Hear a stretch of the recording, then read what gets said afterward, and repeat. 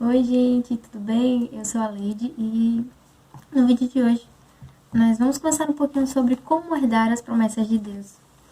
Hoje eu fiz o meu devocional, não sei se tá saindo muito bom aí, mas eu fiz o meu devocional e era justamente sobre algumas coisas que eu precisava ouvir. Talvez você também tá precisando que o Senhor fale com você.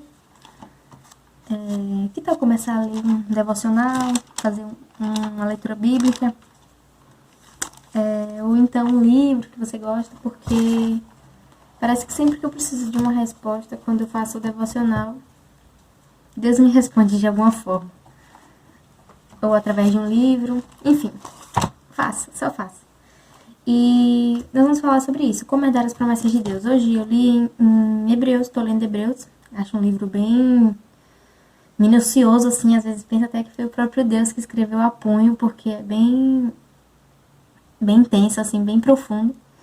E eu li o capítulo 6 e eu li o finalzinho assim, eu separei para falar sobre isso. Como a gente deve herdar as promessas de Deus. Eu aprendi duas coisas importantes. Vou ler.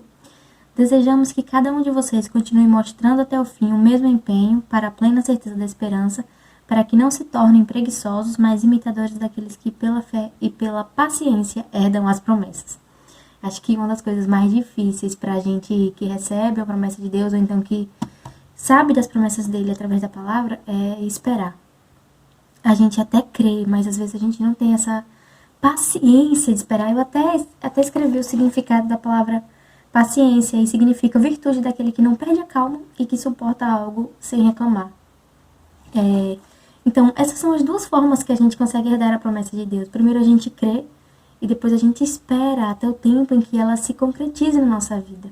Depois, eu li, continuando o livro de Hebreus, o capítulo 6, ele escreveu bem assim: pois quando Deus fez a promessa a Abraão, visto que não tinha ninguém superior por quem jurar, ele jurou por si mesmo, ou seja, o próprio Deus, dizendo: certamente eu abençoarei e multiplicarei os seus descendentes. E assim, depois de esperar com paciência, Abraão obteve a promessa. Talvez assim como você, assim como eu, você está esperando uma promessa do Senhor e no seu coração você fica: Deus, eu não sei mais, eu não vou crer mais, eu não vou esperar mais. Mas talvez você esteja nessa fase mesmo de esperar que o Senhor, que a promessa se cumpra, né?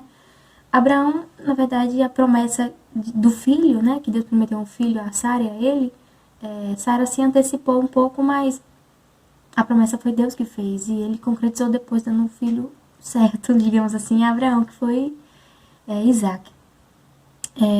Mas eu aprendi também outra coisa, que existem promessas que o Senhor ele condiciona. Por exemplo, quando ele fazia ao povo de Israel: se vocês andarem no meu caminho, se vocês me obedecerem e ouvirem os meus mandamentos, eu vos abençoarei. Mas tem promessas que o Senhor ele simplesmente entrega. Ele fala assim: eu vou fazer isso. Que nem Abraão, ele falou: eu vou te dar um filho. Abraão e a esposa se anteciparam um pouquinho, mas ele deu a Abraão um filho. Mas essa promessa aqui, que o Senhor está falando, que Abraão esperou com paciência, ela se refere à promessa de que Deus iria abençoá-lo e queria multiplicar os seus descendentes. Depois eu fui ler um pouquinho hoje a passagem de Isaac, o filho dele, quando ele estava cavando os poços, sabe? Que o Senhor sempre abençoava todas as coisas que ele fazia. Eu me lembrei um pouquinho de que Isaac, ele também foi abençoado por conta de Abraão. Mas essa parte da história de Isaac, ela só acontece depois que Abraão morre. E eu acredito que é justamente isso, é o tempo da espera, sabe? É o tempo de esperar que o Senhor faça aquilo que ele prometeu.